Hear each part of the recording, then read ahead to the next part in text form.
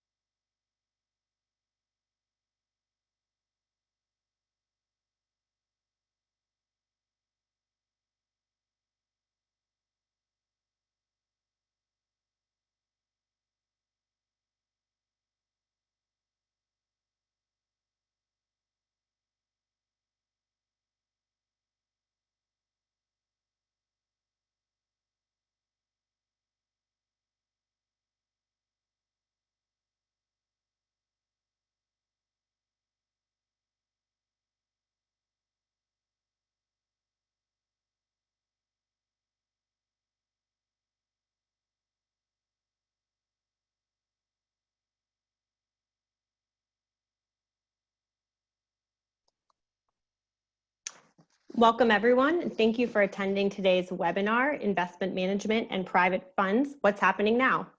Before we begin, I'm going to briefly cover some housekeeping items. We are providing today's program to our guests for educational purposes only. This is not legal advice. The speaker's views and remarks are their own and do not necessarily represent those of their organizations. I want to draw your attention to the question and answer tool at the bottom of your screen. This allows you to send questions to the panelists. We will answer as many questions as we can. Lastly, you will be prompted to complete a survey at the end of the webinar. We value your feedback, so please take a moment to fill this out. If you are seeking CLE credit, you will enter the 2 CLE codes given during the webinar in the survey. Please remember to write them down during the presentation. Now, I will turn it over to Greg to get us started.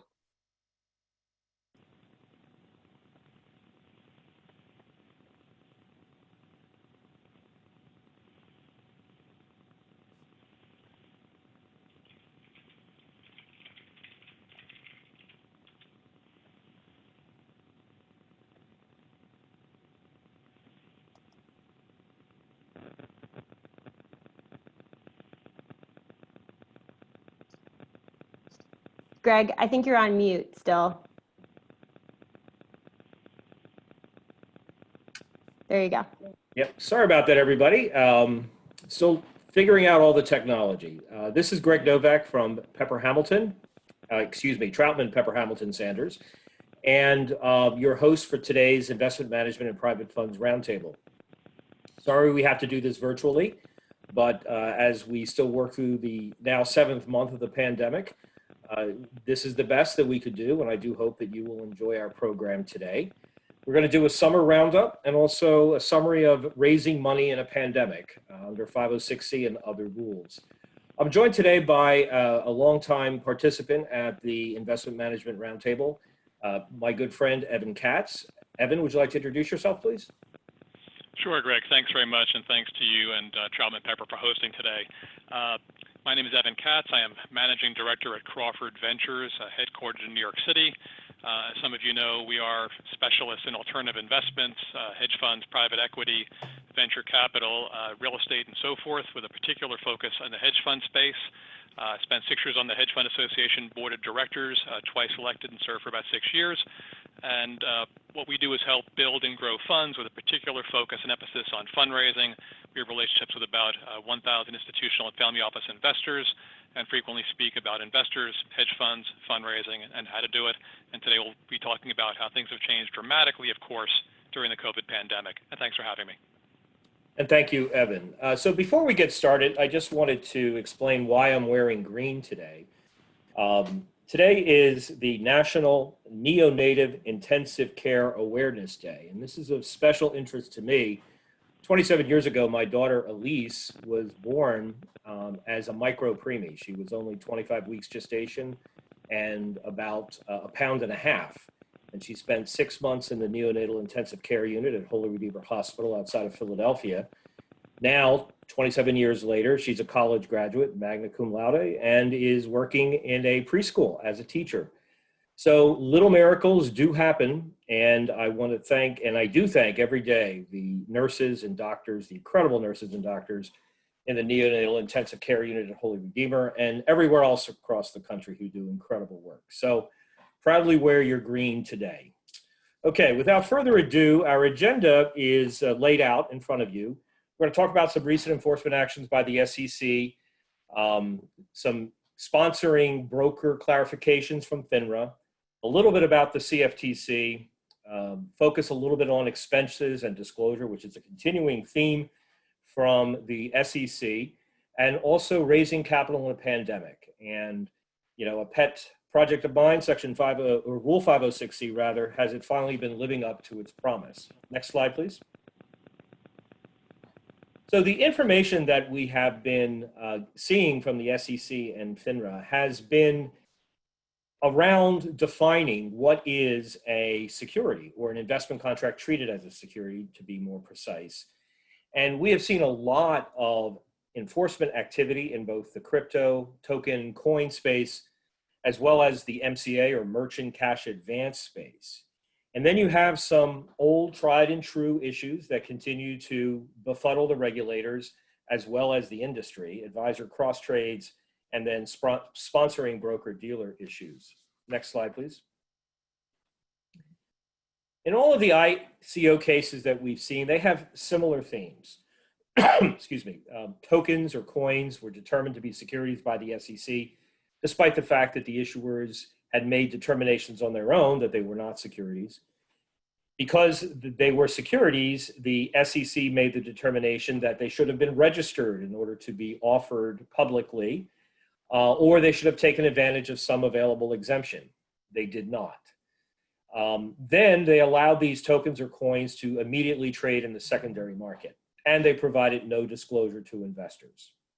Many of the enforcement actions, as you will see, were scams, and as a result, it was likely that it was going to be in an enforcement action.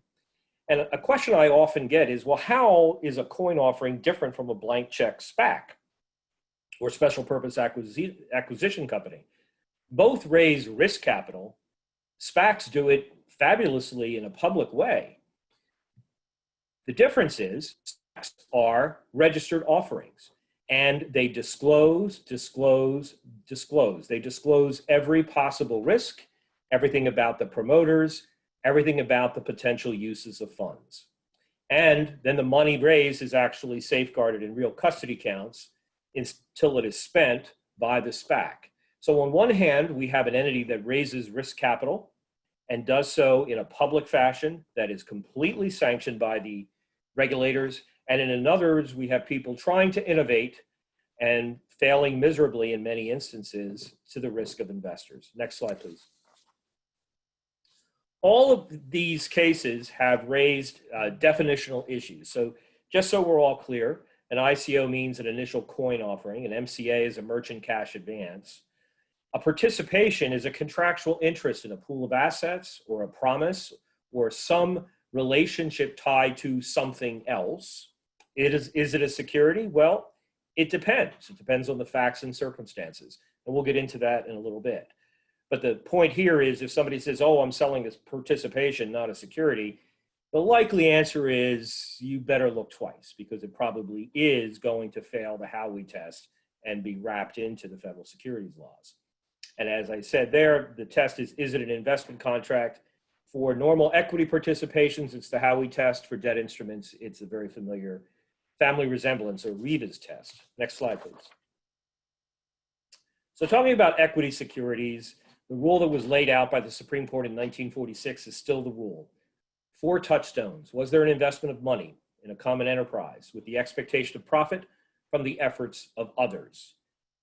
In the orange groves that were being sold, or the participation in orange groves that were being sold in Howey, yes, there was an investment of money. Yes, it was a common enterprise. It was commingled. Yes, there was an expectation of profit. Why else would you buy the orange grove? And that profit was going to be derived from the efforts of others. Certainly the investors weren't picking the oranges, squeezing the oranges, bottling the orange juice, and selling it to the wholesalers for money. They were relying on somebody else to do it. Next slide, please.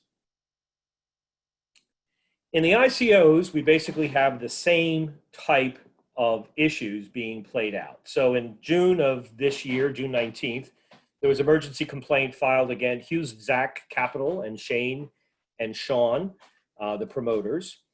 And the suggestions were that there was a fraudulent raise and misappropriation of money in a fund. They misrepresented past performance and assets, provided investors with false financial statements, and forged an audit report. And then the dollars that were raised were dissipated into the personal digital asset accounts of 2 promoters. All the way around, this was an example of why the emergency complaint was appropriate. And it's a pretty good indication that if you're forging an audit report, there's something materially wrong with what you're doing. And that's, I would say, usually a pretty good red flag that you should rethink your course of action and your station in life. But in contrast, you have the Telegram Group. In June of this year, there was an enforcement action against them. Telegram had issued so-called grams, had received $1.2 billion from investors, and they were told by the SEC that these quote-unquote grams were unregistered security. So without admitting or denying the allegations, Telegram consented, gave back $1.2 billion to investors, and paid an $18.5 million penalty. They also accepted an injunction and must give notice to the SEC before participating in the issuance of digital assets for 3 years, effectively ending the ability of the Telegram Group and its promoters to engage in securities activity for 3 years. Next slide, please. In the Boon Tech enforcement action, we had a $5 million ICO of so-called Boon coins. And the Boon coins were sold to more than 1,500 investors in both the US and in worldwide markets. And the purpose was to develop and market a platform to connect employers posting jobs with freelancers seeking work. Seems like a fairly straightforward business proposition. The promoter represented that the Boon coins were using a patent-pending technology to hedge the Boon coins against the US dollar. But as it found out, no such technology existed. The remedy in this case was disgorgement of the $5 million, a $600,000 prejudgment interest charge, the destruction of all outstanding Boon coins, and the issuance of a request to all third-party platforms to stop trading in Boon coins. The promoter was penalized $150,000 and barred from serving as an officer or director of a public company. So I'm going to ask Evan. I know Evan, in a prior life, he used to be a intellectual property attorney. What exactly does it mean when somebody says they have quote unquote patent pending technology? Well, Greg, that's a great question, and you're right. I am a recovering intellectual property lawyer, practiced it for about a decade or so. It basically means whatever the person who's stating it wants it to mean. So just to clarify, patents in the United States, like most countries, start with an application, of course, and then it is reviewed.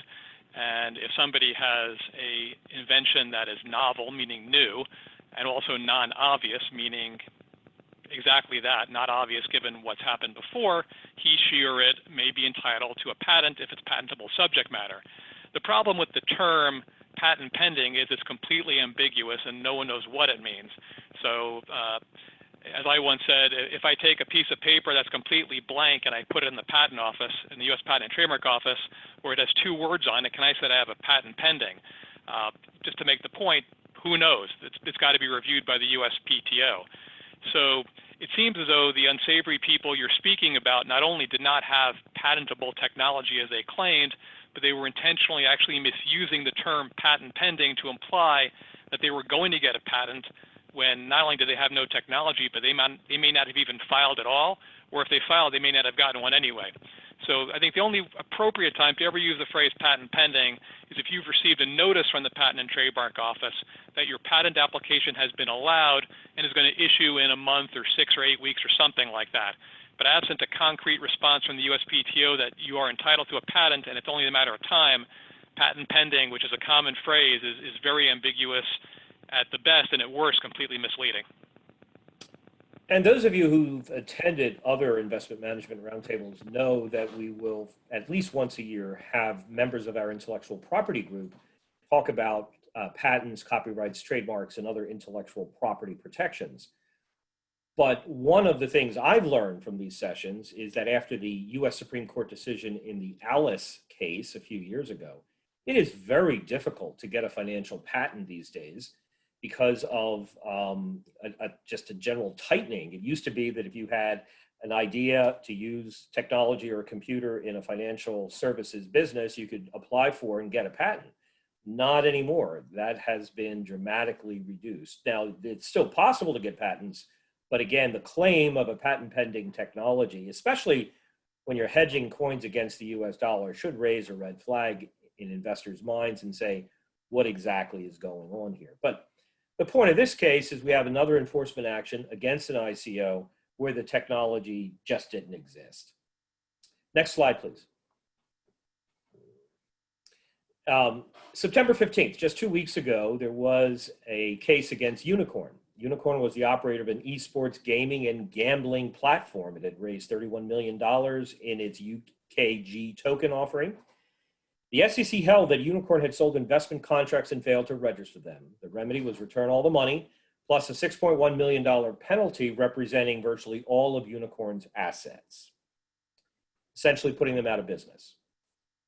SEC Commissioner Hester Pierce, affectionately known as the Crypto Mom, because she has attempted to get her other commissioners to foster an innovative atmosphere with respect to crypto, dissented from this case and said this action stifled innovation. Where there's no allegation of fraud and just an allegation of failure to comply with registration requirements, while serious, Commissioner Pierce believes a different remedy is appropriate. Well, in this particular case, there was a violation of the federal securities laws. They failed to register an offering and then, notwithstanding the lack of registration, offered it generally to the general public. And that quote unquote technical violation, even though there was no allegation of fraud, is still sufficient essentially to put the firm out of business, at least in the current interpretation of the law. Next slide, please. From ICOs, we're going to shift to merchant cash advance, or MCAs. And again, this is of importance because these are non-correlated assets that have been viewed by many as the latest and greatest way to invest in assets that produce a fixed income-like return, but is not necessarily a fixed income instrument where returns, as we know, have been driven down by the Fed to very, very low sub 1% interest rates. So in the SEC versus Can Capital, which came out in May of 2020, Can had raised $191 million from investors through securitizations of a revolving pool of merchant cash advance contracts and business loans. How Can treated the non-performing merchant cash advances and loans was key to the investors. If you've ever invested in a securitization, you know that the indentures are 300-400 pages long. The private placement memorandum is 300, 400 pages long. And the reason why is because there's very complicated waterfalls and security protection provisions built into them, so that in the event that the assets which form the grist for the securitization mill stop producing revenue, that remedies are immediately available and laid out in the indenture, and a third party, the administrator and the trustee, start to protect the assets and conserve them for the benefit of the more senior investors in the waterfall. That's how it's supposed to work. But the key to that is that an asset is declared promptly to be non-performing. And CAN had disclosed in its materials that it had a 32-day rule. However, CAN had granted forbearance to the merchants, and the grace periods that they were granting were inconsistent with the disclosure. The result of the use of the non-disclosed grace periods was that the securitizations failed to meet certain credit enhancement requirements that were designed to limit investor risk, and the Class B investors, the second tier of the waterfall, incurred losses. The remedy here was an injunction against CAN, but this is also a very, very important message to people who plan on raising third-party capital in order to purchase or deploy assets in novel investment strategies. So just for the benefit of those who are unfamiliar with merchant cash advances, a merchant cash advance is not a loan. Let me repeat that. A merchant cash advance is not a loan. It's a forward purchase of future receivables. So factoring has been around forever.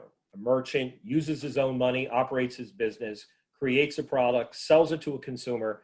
The consumer signs a note or an open account, and that becomes an account receivable on the merchant's books. In factoring, the factor purchases those receivables at a discount and then proceeds to collect them from the clients or the customers. In a merchant cash advance, the receivables don't yet exist. Instead, I'm buying future receivables. So take the example of a restaurant.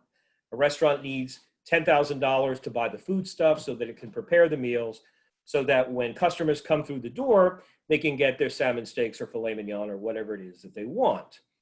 Then the receivables that are created, the credit card receivables, et cetera, from the sale of that delivered meal become the grist for the mill, and the person who extended the MCA contract is entitled to those receivables. It's no different than an operator of an oil well who sells October oil back in September.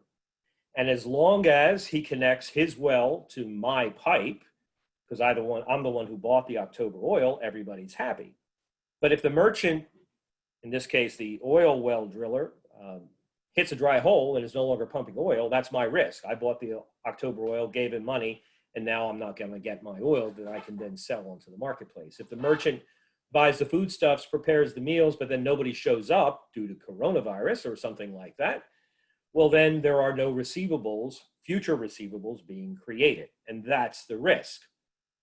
In this securitization, CAN was providing not just 32 days of grace, but additional grace to the merchants in order for them to get their business up and running, and that became the problem because the merchants were not generating the additional fees. Merchant cash advances are a fabulous tool for those businesses that cannot qualify for traditional credit, but they are also risky because you're buying something in the future. You're buying October oil that may or may not be pumped. Next slide, please. In one of the more spectacular enforcement actions of the summer, the SEC sued Complete Business Solutions Group, also known as PAR Funding, in July of 1931. The allegations were that they used a network of unregistered sales agents and affiliated entities to sell promissory notes to the public while lying or misleading investors about the PAR Funding business, how investors' funds would be used, and the promoter's role and prior criminal history. Allegations of violations of the 33 Act, 10b-5 of the 34 Act, and also sections 5A and C of the Securities Act. The interesting thing here is they were using agent funds to raise money and then funnel that to par funding. So there were broker dealers, investment advisors, and others who were taking canned documents prepared by the company, setting up funds, raising money from investors either through selling equity interest or notes, and then turning around and using that money to buy merchant cash advances that were being created by par funding. This case is still working its way through the courts, and it presents so many issues, issues of disclosure, issues of the use of unlicensed agents who are not registered broker dealers, the use of affiliated entities, the use of intervening funds, the Bankruptcy Act. What happens when a trustee gets involved and you're no longer sitting on a performing asset, but rather need to work the performing asset to make sure that the merchants pay? Fascinating case. We will see a lot of law made by the judges in this case, and it's probably going to take a number of years before it finally wends its way through the US courts as well as the bankruptcy courts. Next slide, please. This is an oldie issue, but a goodie, and this is about advisor cross-trade enforcement actions. Palmer Square was a registered advisor, and they managed registered mutual funds as well as other funds. They arranged cross trades among registered and private funds 351 times between July of 2014 and September of 2016. The purchasing side always paid a markup. Now, there's a rule under the 40 Act that prohibits joint transactions between a registered fund, other registered funds, the advisor, and so forth and so on, including the intervening brokers. Now, there is an exemptive rule, Rule 17A-7, but it's very narrowly construed, and you have to fit every one of the requirements in order to fit within the exemption. Otherwise, the cross-trade is going to be prohibited. Important fact here, the SEC found that the interposition of a broker did not help the case. Why? Because Section 48 of the Investment Company Act of 1940 explicitly states that you cannot avoid the prohibitions of the act by using an intermediary. You're doing something indirectly what you can't do directly. But the other very important reminder in Palmer Square is it's not just the funds that are at risk here. It's also the advisor. Section 206 of the Investment Advisors Act has rules that limit cross trades. And if an advisor of a private fund and a registered fund engages in a transfer between those two funds and doesn't disclose the role in which the advisor is working, the price that is paid, and the fee that the advisor is earning, and doesn't get the consent in writing before the transaction happens from both parties to the transaction, you've got an Advisor Act violation. And by the way, this rule applies whether or not the advisor is a registered investment advisor. The SEC and the courts have taken the position that the statute applies to all advisors, including those who are unlicensed. So why is this such a big deal? The issue is propping up. We're concerned that an advisor would use the assets of one fund to buy a non-performing asset from another fund. And that other fund would all of a sudden benefit because the non-performing asset is gone, cash takes its place, and you no longer have the drag on the internal rate of return of that particular fund. However, the first fund, the one that did the buying, now has a problem. And so it becomes almost a perpetual flywheel where you have to continually throw the bad asset forward and hope that the music never stops. And that's the issue that the SEC and the courts and Congress was most concerned about, that before you engage in something like this, you better darn make sure that both sides know what they're getting themselves into and that they consent in advance. Now, in a registered fund context, fitting within the rule is one thing, but you at least have a board of directors, an independent board of directors who can act on behalf of the fund. In the private fund context, this issue is much more difficult. because normally the advisor is controlled by or affiliated with or controls the general partner. And under state law, who makes all decisions on behalf of a limited partnership? The general partner. And so now the general partner or its affiliates are on both sides of the trade. Some funds attempt to ameliorate this concern by using the LPAC, the Limited Partner Advisory Committee. But that limps because of the third word of that acronym, namely advisory. If the LPAC is truly advisory, then it doesn't work because they have not, they do not have independent authority to bind the fund. On the other hand, if the LPAC is just a nom de plume, and it is in fact acting as a decision maker on behalf of the limited partners and has that delegated authority, a different question. And now the LPAC can rule on whether or not this is appropriate. But there are collateral consequences to that. Should the LPAC be covered by D&O insurance? Are those individuals who are in the LPAC now potentially subject to liability under state law? These are all issues that need to be teased out and are being teased out by the industry that uses LPACs, primarily private equity. However, in this particular instance, the stakes are much higher because now that committee is acting to approve a transaction squarely within the sights of the law and squarely within the enforcement action circle of what the SEC has been looking at. Next slide, please. So this is a very interesting case. It came out of the FINRA National Adjudicatory Council on June 29th of this year. And it's a very long decision. It has a very storied history going through various appeals within FINRA. And according to the database that was published just the other day, the respondent here has in fact appealed this one level again. But the salient facts are we had a registered broker-dealer with registered representatives, the RR in the middle of the page here, and those registered representatives were engaging in transactions and earning commissions and fees. Under the rules, those commissions and fees have to be paid to the broker-dealer. So far, so good. Everything was fine there.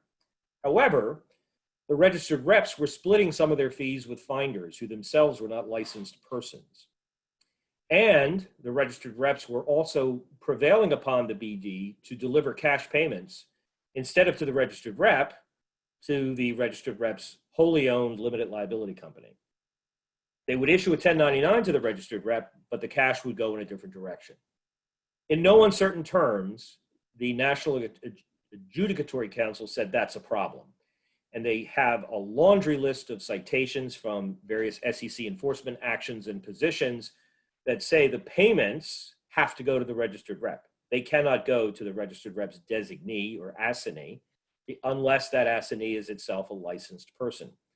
Similarly, even if a finder is a foreign entity, the registered rep cannot split those fees with the finder. So what does this mean? Well, we have to wait for the other shoe to drop because the case has in fact been appealed. But this issue is as old as the sun, and we need to be cognizant of the fact that in this case, the RR LLC and the finder are unlicensed persons. And in the current state of the jurisprudence with FINRA and the SEC are not entitled to receive a split of the fee. They can be paid for services, they can be paid for expense reimbursements, but they cannot be paid a gross split of the fee. Next slide, please.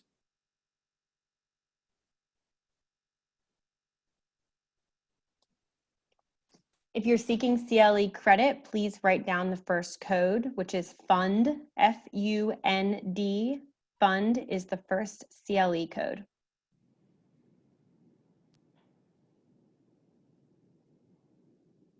Okay, next slide. So after Dodd-Frank, the CFTC was given jurisdiction over a number of areas in the economy that it previously did not have. So for example, broad index futures contracts on the S&P 500, even though their securities are now within the purview of the CFTC. Similarly, the CFTC traditionally had jurisdiction over futures contracts. So if you were buying a commodity on the spot market, the CFTC did not have jurisdiction. After Dodd-Frank, that was expanded to include 10b-5 type anti-fraud enforcement authority with respect to various activities in the market. So the CFTC issued a new manual in May of this year, and as part of that manual, laid out how it will conduct investigations, the information it will attempt to get from these, the remedies that it will pursue, and the tactics it will use. But the subject matter, I thought, was something worthwhile addressing to this group, because there are many managers who use CFTC governed instruments as part of their normal investment strategies. And of course, we talked about fraud, the 10b-5 authority. But if you make a false statement to the CFTC on an application, for example, or as pursuant to an enforcement letter, if there's price manipulation in the futures contract or in the underlying commodity, manipulative or deceptive devices, misappropriation of information, disruption of trading practices. Next slide, please. Fraudulent trade allocations among clients of the Futures Commission Merchants CTO or CPO, CTA rather, or CPO, excuse me. Trade practice violations, false reporting, and undercapitalization. All of these are now areas of focus of the CFTC. Next slide, please. Fund expenses, continuing a theme that we have seen since the SEC started its review of private fund managers. Focus on fund expenses continues. In Rialto Capital Management from August of this summer, again, a settled action without admitting or denying allocations. The findings were that Rialto had two private real estate funds, not private equity funds and not hedge funds with liquid type investments, but real estate. So the SEC is exerting authority over a real estate fund in this instance. Within the real estate funds, they also had, next to them, they had so-called co-investment vehicles. And there were expenses that were incurred, due diligence for finding assets, accounting valuations, and similar services. However, Rialto allocated all of those expenses to the funds. And the SEC on a review found that they should have been allocated in part to the co-investment vehicles. And in fact, they charged $3 million to the funds that should have been allocated to the co-investment vehicles. To compound the matter, Rialto told the limited partner advisory committees of the funds that the costs were at or below third-party charges. But they only did a survey in 2012 to substantiate that and didn't do any more surveys after that. The SEC said this was a violation of 2062, 2064, the Advisors Act, and forced the manager to compensate the two funds $3 million, did not apparently require that those charges be charged to the co-investment vehicle. So this came out of the manager's pocket.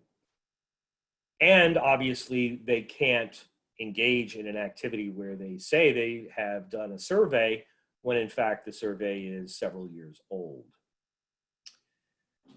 We're not going to see an end to this focus on expenses. Next slide, please. The important second takeaway from Rialto, though, is a reminder from the SEC with respect to what they need to show in order to prove a violation of 2062 or 2064. 2062 can rest on a finding of simple negligence. You don't have to intend to violate the law. Scienter is not required. And once they have the simple negligence, their conclusion based on Stedman and Capital Gains Research Bureau is that that constitutes a willful violation of 2062. Next slide. Similarly, a showing of negligence is sufficient to establish a violation of 2064 and the rules thereunder. And this is with respect to any investment advisor to a pooled investment vehicle making any untrue statement of a material fact or omitting to state a material fact necessary to make the statement made in light of the circumstances on which they were made, not misleading to any investor or prospective investor in the pooled investment vehicle. Now, why was it necessary for Congress to put in this rule and the SEC to adopt Rule 2064-8? If you remember a few years ago in the Goldstein decision, the courts held that in a pooled investment vehicle context, the client of the advisor is the fund, not the investors in the fund. And so there was a concern that without this patch, managers would say, well, I didn't say anything deceptive. I was simply managing the fund, and the fund is responsible for the disclosure. This rule takes away that fig leaf of a defense and now says that the manager themselves cannot make an untrue statement of fact or omit a material fact to an investor or prospective investor in a pooled investment vehicle. And again, the red language here, a showing of negligence is sufficient to establish a violation of this rule.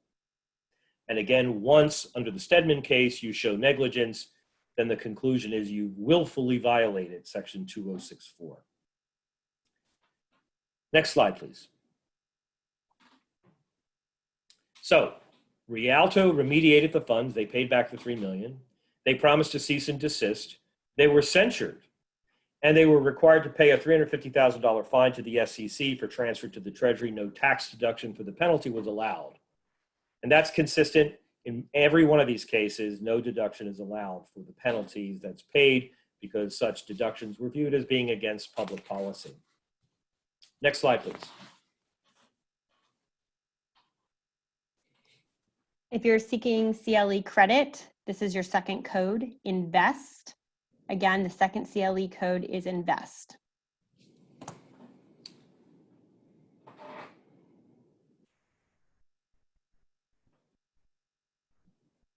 Okay, so Evan, you're on deck now. We're going to talk about raising capital in a pandemic. Evan is a registered rep of a registered broker-dealer and obviously has been living within the constraints of the 33 Act and the 34 Act his entire career. Obviously, the traditional rules that apply to private funds are 3C1 and 3C7 themselves have a definitional barrier.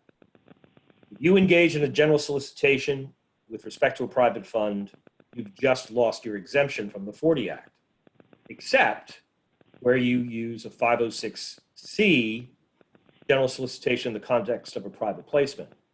Why?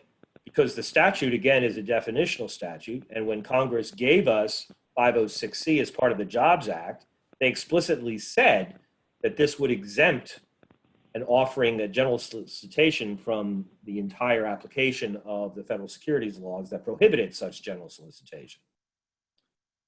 What constitutes a public offering, therefore? Well, Section 4A of the Securities Act is pretty vague about that, which is why we have the safe harbor of Regulation D. Traditionally, people talk about friends and family, although it's not limited to just friends and family. It really means people about whom you have enough information so that when you make the offering, in the event that they lose money, their lifestyle is not impaired. So do you know enough information about the offeree that it's appropriate for you to make that offer?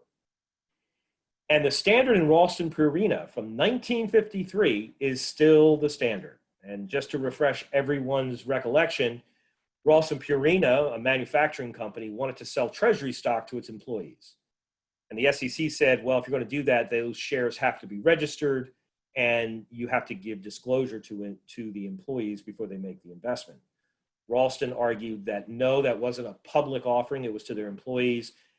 And the SEC said not so fast, and the Supreme Court agreed with them. If you are, unless it's to specific officers, then they're members of a firm, even if it's 200, 500, 1,000, are still considered members of the general public, and they're entitled to the protections of the federal securities laws. Placement agents, believe it or not, are subject to the same rules. Using a placement agent does not change the application of the definitional barrier, the importance of 506C, the definition of a public offering, or the safe harbors of Regulation D. What they do is placement agents give you more people who you can call as part of that circle of friends and family, because now you're relying on their judgment and their due diligence as to the qualifications of those investors. So, March 13th, a day which will live in infamy, most of the world went to remote business operations. I know in private placements, pressing the flesh and carrying your case to the investor is very important. What have you done since then, Evan? How has this changed your life? Sure, Greg. Well, first, obviously, things changed dramatically over the past 6 months.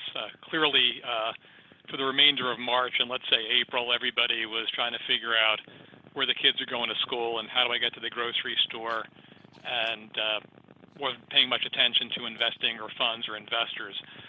Things have changed dramatically since then. In other words, if a tornado comes through, as it does in the Cayman Islands every year, everybody sort of goes on hold for a month or two, but investors are not going to go on hold for 6 months, a year, or even 18 months. So basically, and we work with roughly about 1,000 allocators we've known for 5 to 15 years. The overwhelming majority of the allocators that we speak to and email with have gone back to investing. But of course, now investing is much less physical, hands-on, going to the office and kicking the tires, and is much more Zoom and virtual data rooms. So the endowments, the foundations, the family offices, just like all of us, around April and May, we all became experts in Zoom and are doing ODD, operational due diligence, and kicking the tires remotely. And there are no offices to go to, although I know a few funds that have taken videos of their office to show investors, yes, we actually have an office, even though nobody is there. So it's all gone online, and they are making allocations. Most investors are at this point, because as they've said to me in various ways, we can't sit on the sidelines forever. We have money to invest. We're still looking for great opportunities. And something you and I can touch on later, perhaps, there are some extraordinary opportunities in the chaos that's going on now. So it's basically all moved online. Yeah, so, if you think about it, Bernie Madoff had absolutely gorgeous offices in the Lipstick Building, right? And people would come and look at his offices and use that as a proxy for a verification of whether he was or was not a successful manager. But that doesn't necessarily mean that he wasn't a fraud, which we all know he was. So going to the office of an investment advisor, while useful to know whether or not they exist and whether or not there is actually people who call themselves the employees of that manager, you have to do more. Just observing what's going on inside of the office is not necessarily sufficient due diligence. And then you have to worry about the data that you get. And that data now is electronic. It was before, and it will be after this. So how has operational due diligence changed? I'm assuming we're still getting access to books and records when you're reviewing a fund offering electronically, and we're getting it before that way as well. Yeah, it's basically gone virtual. So, for example, you mentioned the employees. One of the time-honored best practices that fund allocators do is to interview not only the team collectively, but more importantly, probably the team individually. So you not only meet with the PM, he or she, or the PMs plural, but you meet with the CFO, the research analyst separately, in order to make sure that you get the same story, or approximately the same story, from everybody. For example, that's one of the things we work on, is to make sure that everyone on the team is on the same page and has the same answers to the same questions. You don't want it to be parroted back like a Broadway show that's verbatim night after night, but you want to make sure that they're on the same page. Similarly, during the pandemic, Greg, investors are doing just that. They are doing virtual meetings with members of the team separately to make sure that the story holds up. So instead of doing it in everybody's office, they're now doing it virtually. With regard to documents, certainly a lot of those can be shared online in virtual data rooms, which you see at the office. There are certain documents, the 1% perhaps, that are the most sensitive, whatever a manager's secret sauce is that he or she doesn't want out of the office. And during the time of the pandemic, maybe the best thing one can do is either not share them, enter into an NDA, hold them up to a computer screen, or investors just may have to accept that you'll get 99% of the information you want, maybe not 100%. Obviously, allocators are still checking with service providers and doing all the usual service provider verifications. But to your point, I mean, you can do pretty much everything and not physically go to the office. You mentioned Bernie Madoff. I actually grew up with Bernie, Mark, Ruth, and Andy about a mile away, knew the family, knew the kids. And the problem with him wasn't the office. It was a beautiful office. The problem was obviously what was going on behind the scenes. So in short, everything has really gone online and virtual. One thing I should mention too is last week I was on a panel with a bunch of allocators talking about this process. And investors were saying we're still allocating money to funds. And one question I posed to them or that came up in the conversation was, okay, great, but are you allocating money to funds that you first met during the pandemic? Or are you allocating money to funds that you knew for the past couple of years that you were watching, you knew the PM, you knew the fundraiser? And sure enough, the answer was they're overwhelmingly allocating money during the pandemic to managers they met with or got to know before the pandemic. So the practice point, the lesson here is if you're running a fund and you're trying to raise money during a pandemic, you might be able to do it from scratch, but the best practice is to make sure that you or one of your partners, your internal marketer, your external marketer, your third-party marketer, that someone on your core team, internal or external, has relationships with these investors going back years like we do, like I do, and that you're not first hitting them up completely cold during the pandemic. And I think that's a really good point, because one of the issues you're always faced with is it's easy and cheap to get on a virtual Zoom call. It's a bit more involved to commit to go visit someone's office and get on a plane for 3 hours and spend time at airports, et cetera. So the real question is, how do you avoid the serial Zoomers, people who just do Zoom calls but aren't really serious about making an investment or even considering making an investment? Now, listen, that's a great question. It brings up one of the, I won't say silver linings of the situation, but one of the things that's actually improved during the pandemic, and that is now that pretty much everybody in the hedge fund and private funds and investor community has become an expert at Zoom and doing virtual video calls, there has been a marked increase in the amount of cap intro events that have been going on. The capital intro events between funds and investors that are put on by various conference organizers. Obviously, the prime broker cap intro teams do a lot of them. And the number of cap intro events has spiked in a good way because you can now do them virtually. Funds and managers and investors don't have to hop on an airplane and spend several hours flying hundreds or thousands of miles, take time out of their day or out of their week and so forth. And so I would say at this point, I've been participating in one major cap intro event with funds and tons of investors almost every single month, whereas in the prior COVID life, maybe there was one a quarter or something like that. So in one respect, the amount of cap intro has actually gone up substantially. To your question, how to weed people out who were just superficially going to every event in town, it's a great question. I think the answer is twofold. First, from the fund standpoint, most of the cap intro events, managers have to pay to attend, so they've got some skin in the game, as they say. And similarly, while the investors don't have to pay to attend, the folks I know who do these cap intro events do keep track as to whether they were allocating to managers. So no one is telling investors they've got to make 5 or 10 allocations per event. But if investors are attending more than 1 or 2 events without making sizable allocations, which they're supposed to be making, they're going to be told either please stop coming to our events or you've got to start making allocations. It used to be there were a lot of cap intro events where sometimes people would go for the free food and the free drinks at the bar, but virtually, of course, that's off the table. So most of the people who are investing substantial time are seriously interested, and they are doing allocations, and if not, they won't be invited back for the next one. Next slide, please. So it's always good to remember that you do have tools available to you.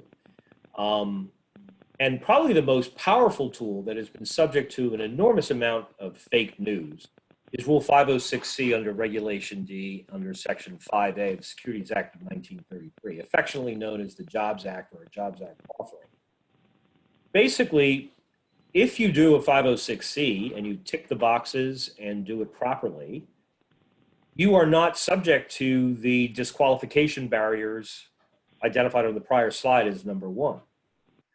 You are not limited to what is or is not a public offering. You could advertise generally. You could put up ads on subway ads, billboards, ads at the Super Bowl, if you were so inclined. And the same thing applies to your private placement broker. You're essentially unshackled. You can send out blast emails and not have to worry about whether or not you have a pre-existing relationship with that person. And please don't attempt to confuse the notion of a pre-existing relationship as something that's confined to the retail marketplace. It's not. It applies to the institutional investor as well. So I will often get solicited by people and they'll call me up, engage me in a conversation and say, so have you ever been to Disney World? Completely out of the blue. And you'll say yes or no, or whatever the answer to that is. And then they'll ask you some other telling question. Did you ever go on Test Track or some ride? And you'll say yes. And you'll finish the pleasantries. And then 30 days later, you get another call. And the person says, hey, remember me? We spoke on such and such date. You say, actually, I don't. And they say, oh, sure. We talked about Disney World. And you told me you liked Test Track. Well, now all of a sudden, that person has established a 30-day old and cold relationship. And you know at that point that that person is doing a 506B. Because if they were doing a 506C, they'd be saying, hey, can I send you my promotional materials now? And then if and when you want to invest, they'll say, okay, now I have to verify that you're an accredited investor. So the rule, the sugar and the salt of 506C is you can talk to anybody without any of the nasty friends and family limitations. But before you accept their money, you have to verify that they are, in fact, accredited investors. Now, there are some third-party services that do that for $75 and give you a certification letter that that person is, in fact, accredited. So you don't have to hold on to their tax returns or other information if that's what you're concerned about, holding on to personal identifying information. The other thing to keep in mind is hedge funds and private equity funds that have performance fees or allocations or back-end carry or profit shares, they can only sell to qualified clients under Advisors Act Rule 205-3. So they already meet the dollar tests applicable for accredited investor. It really just becomes a question of verification. So what 506C gives you is the ability to leapfrog gatekeepers. In other words, directly educating the potential investor. So the example I always use to explain that is if you've watched television, you see ads from the pharmaceutical companies all hawking their remedy for this malady, that malady, whatever it may be. But you cannot go to a store and buy that drug. You have to go to your doctor and get a prescription.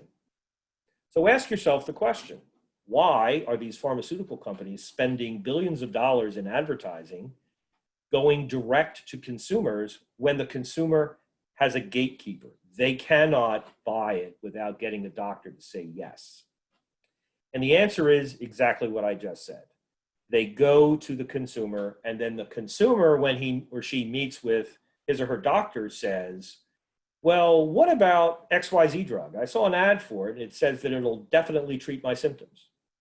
And now the doctor has a choice. He can say no to his client, and then if the client doesn't get better with the remedy that the doctor suggested, the client's going to go to a different doctor. Or if it's within the four corners of the diagnosis that the doctor made and it's not going to harm the patient, maybe the doctor will prescribe the drug. And now the drug manufacturers have done exactly what they were trying to do. They were leapfrogging the gatekeeper in a way that they couldn't do without directly educating the end consumer. 506C gives you that ability to leapfrog gatekeepers. Those people who say, oh, I'm sorry, I don't want to write a check, or I'd love to write a check to you, but I only invest in $10 million increments and I can't be more than 10% of your fund, which I'm sure many of our emerging managers have heard. There are firms out there that are seeders, but one way to deal with that is to leapfrog the gatekeeper who is preventing you from talking directly to the investor whose money's at risk. So Evan, have you been using or have seen funds that are interested in using 506C? Well, Greg, 506C is a very interesting point. I think it was roughly about maybe 6 or 7 years ago that it got enacted, give or take, and there were massive discussions and debates all over the industry whether it was going to change the world or not. And initially, a lot of people thought it was going to change the world. It took the handcuffs off. It took the shackles off. Some people know that Crawford and I are clients of Troutman Pepper and Greg, so now they can't tell us we can't do this. They can't tell us we can't do that. And it was going to take the handcuffs off and be a panacea for fundraising. The experience has been quite the contrary. And I think the conventional wisdom is that 506C is a great thing, but it's got a limited application. Let me explain what I mean. For example, there are companies out there that sell investor databases. And we get a couple hundred calls a year from funds who are looking to raise money. We can't possibly take on nearly a fraction of those as clients. And a lot of them will say to me, hey, Evan, why don't I just buy the so-and-so's list of investors, email my stuff to the investors, I'll do a 506C, the money's going to come rolling in. And we said to them, well, legally, you can do it. If you do a 506C, you can buy an investor list and email blast around the globe, as you, Greg, just said. The problem is that investors get hundreds, if not thousands, of pitches a year. And the best-kept secret or the worst-kept secret is that if they get a ton of emails from people they do not already know, while it's legal, they probably do not have the time or the energy to open the emails and to even go through them. So we've actually done some studies on this in terms of the rates of investors responding to emails that they get from managers they don't know or people they don't know. It's extraordinarily low. So 506C gives you the legal right to do it, but practically we've seen the closing rate for managers blasting emails to be extremely low. So I think the point that I made a couple minutes ago bears fruit here as well. If you're a fund looking to raise money, have someone on your team who knows investors 5, 10, 15 years. So I think the average investor relationship that I've got goes back more than a decade with the principal people at the endowments, the foundations, and the family offices. One thing I will say for 506C that I really like about it is if you're a manager, emerging, established, and you're speaking at a conference of investors, which I have done and I recommend, for the first time, if you're 506C, you can actually mention your returns. So as Greg knows, as being an expert on the legal aspect of this, it used to be if you were a 506B manager, you could go to investor conferences, you could be on television, on CNBC, on Squawk Box, and you could talk about the economy, you could talk about investments in general, you could dance around everything but the one major thing that you want to talk about is your fund and how your fund is doing. If you're a 506C Jobs Act fund, you can finally go to a cap intro event or some big hedge fund event, cap intro type thing that the conference companies do, and you can say, hi, my name is John Doe or Jane Doe. I am the PM of XYZ Capital, and here's our track record, and here's our returns, and here's why we think we're a great investment, and we hope you will think so too. So 506C, I think, has turned out to be a great idea, but people have to manage their expectations that it's not a panacea. The bottom line is hire a fundraiser or get a partner who already knows these people, pre-pandemic especially, but especially post-pandemic. One more point I wanted to make too, you brought up emerging managers. And again, there's no silver lining to a pandemic by any stretch of the imagination. But in addition to the huge uptick in cap intro events that we've been seeing, one of the things that managers have benefited from is, the last 4 or 5 years, it's been largely a bull market, a lot of quantitative easing, easy, cheap money, and many funds, not all, have been going in a 45-degree angle up, and many managers, can throw darts in a bull market with quantitative easing, and everyone's doing great. In March of this year, in 2020, the equity markets were down appreciably, and it's been a much more choppy year.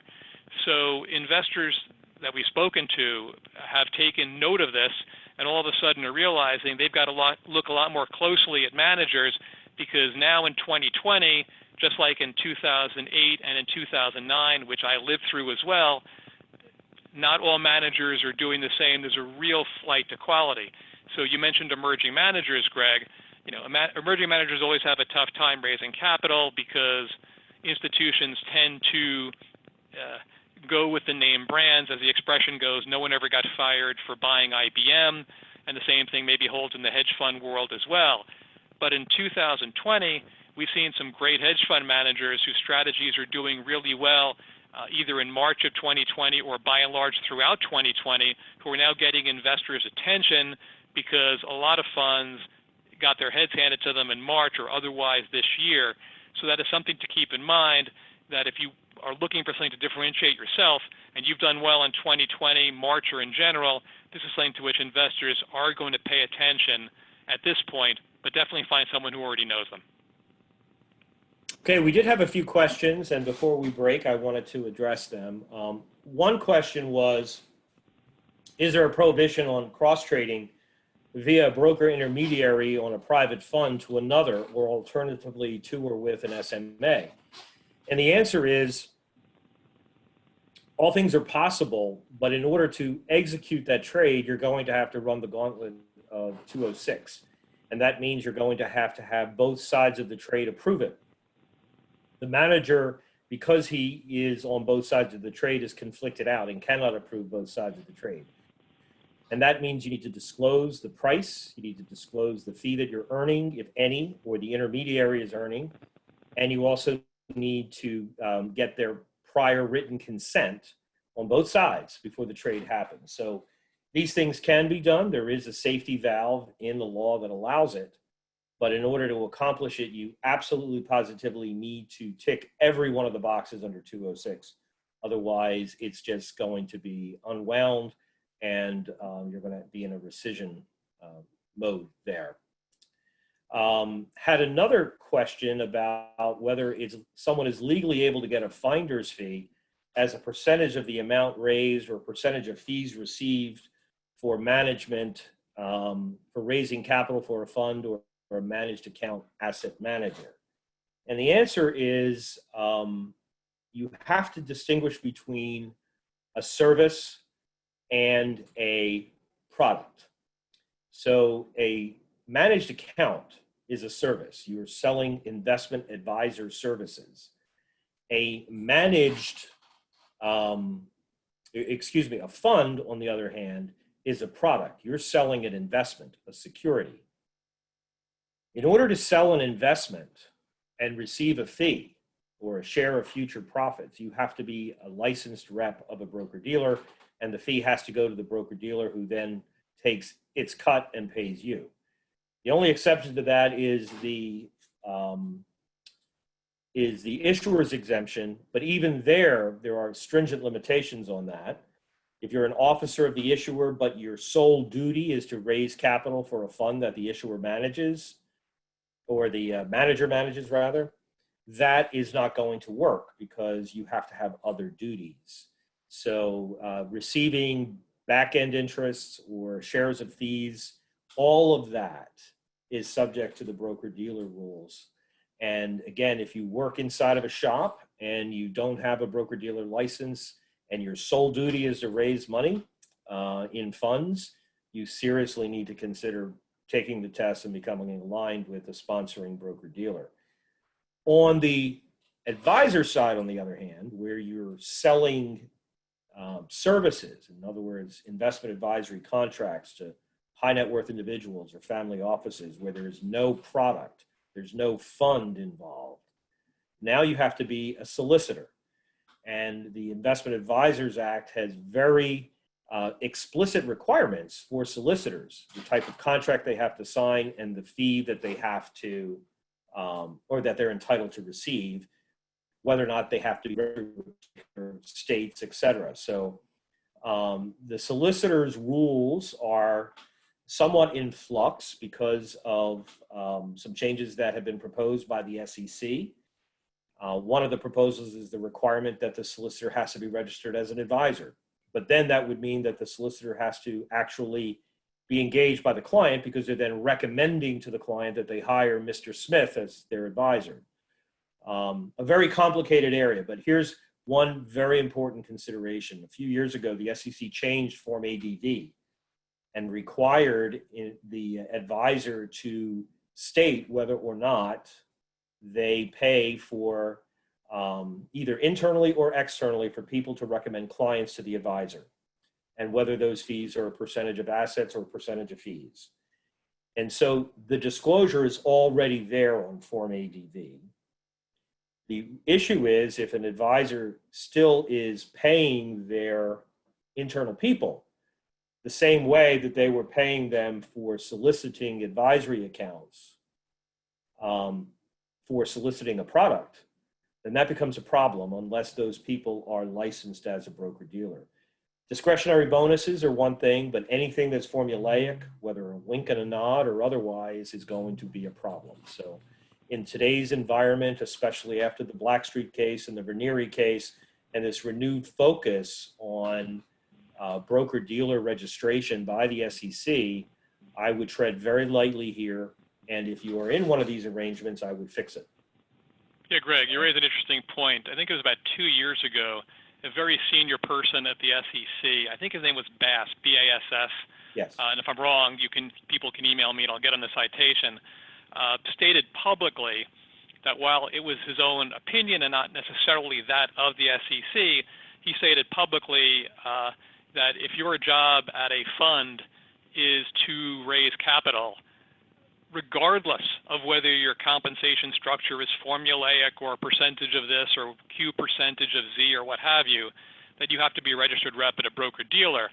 And while he said this was his own opinion, I can only imagine that he must have gotten some clearance from some people to state this, and it sent massive shockwaves throughout the entire hedge fund industry because there are certainly people at most funds who what they do in large part is do fundraising and investor relations.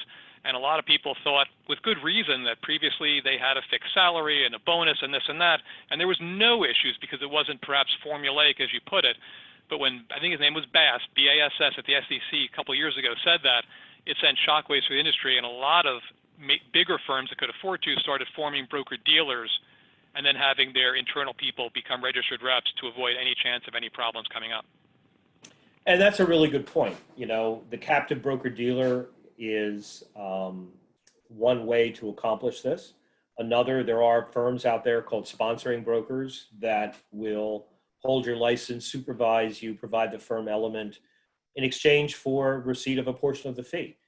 And, you know, all of those are legitimate structures provided that you dot I's and cross T's. What doesn't work is to bury your head in the sand and ignore it. If there is a compensation element that's tied to the sale of a security, you need to assume that someone will raise the broker-dealer issue. And I mentioned the word rescission earlier. A rescission right exists in the 1934 Act. If you engage in a transaction with someone who should have been registered as a broker-dealer and they weren't, the investor essentially has the right to demand his or her money back. And in effect, that gives that investor a regulatory put because the manager chose to cut a corner and not have his or her people licensed. And that is the biggest risk. And this is not theoretical. The Veneri case was an example where rescission was demanded and it ended up bankrupting the firm. So these are real risks and must be managed. There are ways forward, but it's not something to be ignored. And the risks are there, whether the fund performs well or not. You know, sometimes a manager will say, well, my fund typically always performs well. We make money for our investors, so there's never going to be an issue about rescission. But there's a fallacy in the argument as follows. Let's say that a hedge fund is the world's greatest hedge fund manager and is up most months, 80% of months and 80% of years and so forth. Well, that's great. So most investors indeed are making money and there's nothing to rescind. They're happy, everyone's happy. The problem is even if you're up 80% of months or 80% of years or 80% of your investors are making money, 10 or 20% or some percentage of your investors, just due to timing, they got in at the wrong time, are going to be your investors that got in at the top when you have your biggest drawdown.